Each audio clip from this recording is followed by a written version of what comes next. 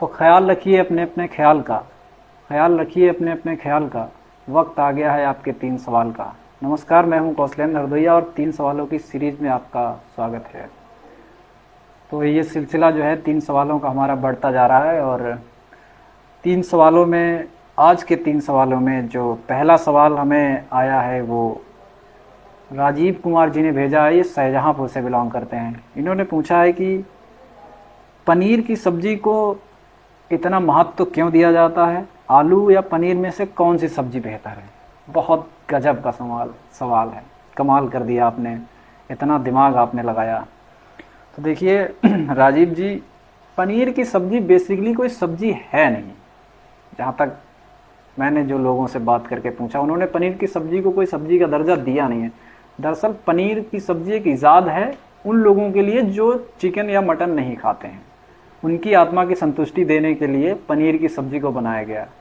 जैसे लोग चिकन खा के खुश होते हैं, तो जो चिकन नहीं खाते हैं वो पनीर खा के खुश हो जाते हैं, क्योंकि वो लगभग महंगी होती है इसलिए। रही बात आलू और पनीर की सब्जी में कौन बेहतर है, तो आप आलू के ऊपर टिक लगा दीजिए बिना सोचे समझे।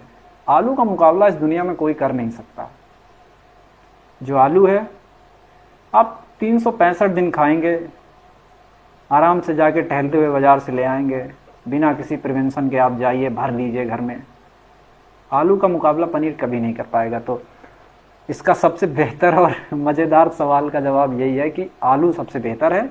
अगर आप खाते हैं, पसंद है आपको, तो बहुत अच्छी बात है। अगर नहीं भी पसंद है तो भी आप खाने का प्रयास करिए, क्योंकि पनीर आप हमेशा नहीं खा सकते।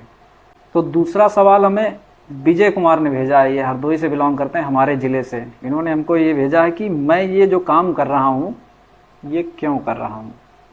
बहुत ही दार्शनिकता से भरा हुआ सवाल है। मतलब इसका 1 मिनट में इसका जवाब देना विजय जी थोड़ा आसान नहीं है।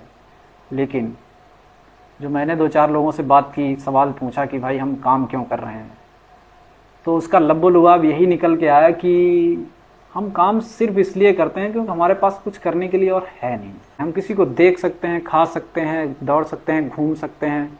इसके अलावा हमारे पास, अगर हम लेट भी जाएंगे तो भी वो भी एक क्रिया ही है। तो काम अगर आप पलके में झपका देते हैं तो काम ही है। तो काम के अलावा और कोई ऑप्शन नहीं है। आप सिर्फ इसलिए करते हैं क्योंकि आप कुछ और कर ही नहीं सकते, इसलिए आप काम करते हैं। उम्मीद है आपको जवाब पसंद आए। एक सवाल आया है हमें। इन्होंने ये नहीं लिखा कि ये कहाँ से बिलोंग कर रहे हैं। इनका सवाल है कि परीक्षाएं जो हैं त्यौहार के समय पर ही ज़्यादा क्यों होती हैं। का मोटा माटी जवाब हमारी शिक्षा प्रणाली में छुपा हुआ है। ऐसा इसलिए क्योंकि जो हमारा सत्र शुरू होता है, हमारे यहाँ एजुकेशन सिस्टम जो है उसमें जो सेशन शुरू होते हैं वो ऐसे वक्त में शुरू होते हैं कि जब तक हमारा फाइनल एग्ज़ाम या हाफ अर्ली यानी अर्धवार्षिक परीक्षा का समय आता है तब तक दिवाली आ जाती है। और जैसे ही अंतिम परीक्षा का वक्त आता है, आखिरी जो फाइनल एग्ज़ाम होते हैं, बोर्ड के एग्ज़ाम जिन्हें बोलते हैं, तब तक होली का समय आ जाता है। तो इसमें आप और हमारा कोई हाथ नहीं है, इसमें हाथ है हमारी शिक्षा व्यवस्था का। अगर ये बदली जाएगी तो आपकी ये शिकायत बहुत जल्दी ही दूर हो जाएगी। उम्मीद है आप हमारे जवाब से संतुष्ट नहीं हुए होंगे, क्योंकि आपकी असंतुष्टि ही हमें और सवाल के लिए प्रेरित करेगी, आपको भी और हमें भी। तो उम्मीद है आपको तीनों सवालों के जवाब जो ढूंढ के मैंने लोगों से बात कर करके निकाले हैं पसंद आए होंगे, और आप फिर हमें अपने अगले 3 सवाल पूछेंगे। तब तक आप हमारा वीडियो देखते रहिए। धन्यवाद।